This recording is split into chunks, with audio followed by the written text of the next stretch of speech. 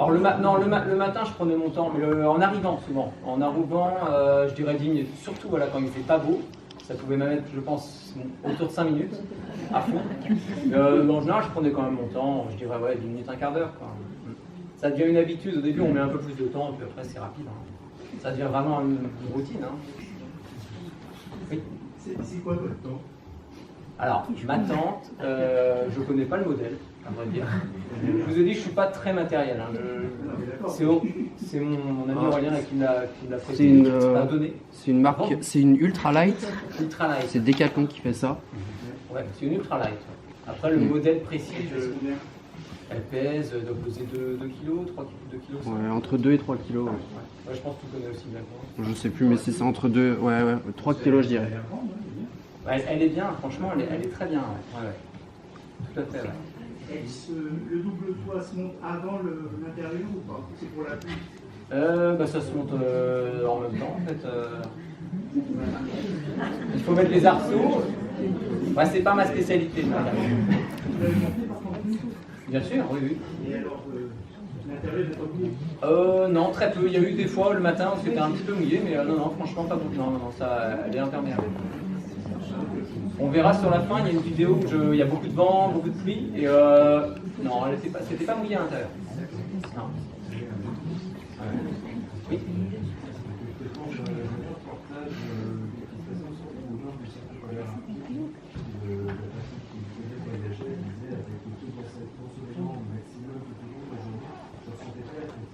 On voyait effectivement des paysages à plus de minuit, on voyait sur les 2000, ah oui. Des milliers et je ne suis pas fatigué. C'est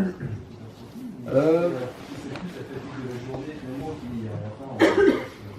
Il y avait quand même une fatigue. Je ne peux pas dire que j'ai eu du mal à m'endormir, hein, mais c'est vrai que oui, en effet, des fois minuit et demi, voilà, on est un peu décalé, c'est vrai. Un coup, je suis allé faire une rando, la fois où il y a la photo à minuit et demi, je revenais d'une rando en fait. J'étais allé faire une rando de 20h à 23h, après le temps de trouver un endroit, et c'est vrai que j'étais pas particulièrement fatigué. C'est vrai. Mais à l'inverse, en hiver, c'est beaucoup plus difficile, et il y a énormément de déprimes, il y a également pas mal de suicides.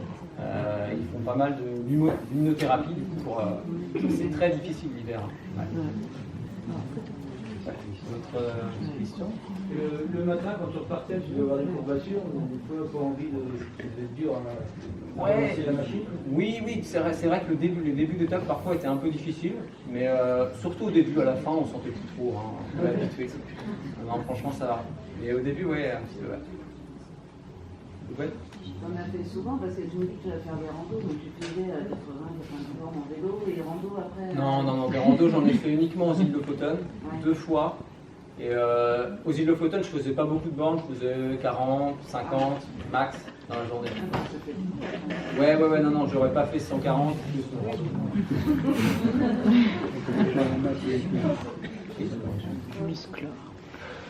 Oui. Je suivais principalement la route principale, justement, la 10 ou alors concernant le trafic en fait. Dès que possible, je prenais quand même des petites routes. Hein, mais il y a des moments, notamment dans le nord de la Suède et un petit peu aussi avant d'arriver sur Bodø, là, on n'a pas vraiment le choix en fait. C'est la grande route et là en effet il y a un peu de circulation. Et aux îles Lofoten, il y a un moment, on n'a pas le choix non plus. Il n'y a qu'une route, c'est le 10 justement. Et c'est vrai que il y a pas mal de voitures, donc c'est pas toujours ultra agréable, hein, on va pas se mentir, mais dès qu'on s'écarte, là il n'y a pas grand monde. Hein. Il faut essayer de prendre les petites routes, ouais, c'est plus sympa. D'autres. Quel est le temps moyen, une fois que tu as décidé de t'arrêter, pour trouver le campement idéal? C'est pas facile comme question parce que c'est vrai que souvent en général je m'arrêtais vraiment quand j'avais trouvé le campement. En Scandinavie on trouve facilement. Ouais, on trouve facilement, je sais pas, je dirais un quart d'heure peut-être. Ouais. Des fois on voit un endroit pas mal, mais on se dit on va peut-être trouver mieux plus tard, donc finalement on s'arrête pas. Mais il n'y a pas vraiment de moyenne, mais assez rapidement quand même en Scandinavie. Le fait que ce soit autorisé déjà ça aide, parce que le fait qu'il n'y ait pas grand monde non plus ça aide aussi. On se dit pas il y a quelqu'un qui va venir nous embêter. Donc non, non, ça se fait assez vite. Hein. Ouais. Justement, comme tu dis que ça se fait beaucoup, tu en avais d'autres aussi avec toi, autour de toi, avec toi? D'autres personnes qui campaient? Alors, aux îles Lofoten, oui, parce qu'il y a beaucoup de touristes. Mais sinon, non. Très très non, franchement non. C'est pas arrivé. Ils se déplacent comment, en voiture, en vélo? Les autres voyageurs? Oui. Il y a pas mal de voyageurs en camping-car, globalement, un petit peu voiture aussi pas mal. Mais sinon, vélo, si, j'en ai vu aussi. Hein, mais j'ai, à part franchement, beaucoup aux îles Lofoten, vélo. Mais sinon, pas tellement, parce que je m'écartais quand même pas mal vraiment des circuits un peu balisés. J'ai pas vu tant que ça de vélo. Hein.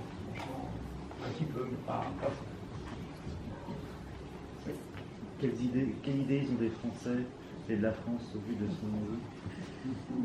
Ils ont une bonne image de Macron. En tout cas, l'été dernier, ils avaient une très bonne image. Ils disaient que Macron faisait du bien à la France. Au niveau du chômage, le chômage diminuait un petit peu. Une image un peu dynamique. Actuellement, je ne sais pas trop quelle est dynamique. Non, ça doit être peut-être un peu différent, je ne sais pas trop. Après, non, ils n'ont pas une mauvaise image. Hein. Pas mal la gastronomie quand même qui revenait aussi, ouais. Le vin français, tout ça, c'est vrai que ça a été pas mal évoqué. Si, le foot aussi, on en parlait pas mal en plus, vu qu'on a été champion du monde, il y avait pas mal autour du foot. Voilà, non, pas une mauvaise image en tout cas. Hein. Si, le fait qu'on parle pas très bien anglais aussi. Et des fois les gens étaient assez surpris, ah tiens, tu parles anglais Mais vraiment, hein, c'est arrivé plusieurs fois. Hein. Pourtant, j'ai pas un très bon niveau, mais voilà, ça, j'étais surpris. Donc, ouais, ils ont un peu cette image-là. Pas très bon en anglais. Mais bon, après, d'une personne à l'autre, ça peut changer aussi. D'autres questions? On passe à la suite. Et la nuit en bivouac, pas de visite surprise? Non, pas de visite surprise. Non, franchement, pas du tout. Non, pas de visite surprise. Une fois en Sardaigne, j'avais une grosse visite surprise, un espèce de gros sanglier qui était passé juste à côté de la tente en pleine nuit. J'avais eu un peu peur. J'avais été réveillé en sursaut. Mais là, non. Un peu peur des ours. On va le voir là dans la prochaine session. Mais non, sinon ça va. Pas de mauvaise surprise. Non. Tu l'accrochais ton vélo à l'envers? Oui, je l'accrochais systématiquement avec mon antivol à un arceau de la tente. Par sécurité. Mais... Je pense que quelqu'un bien motivé l'aurait enlevé. Voilà. Allez, on va passer à la suite.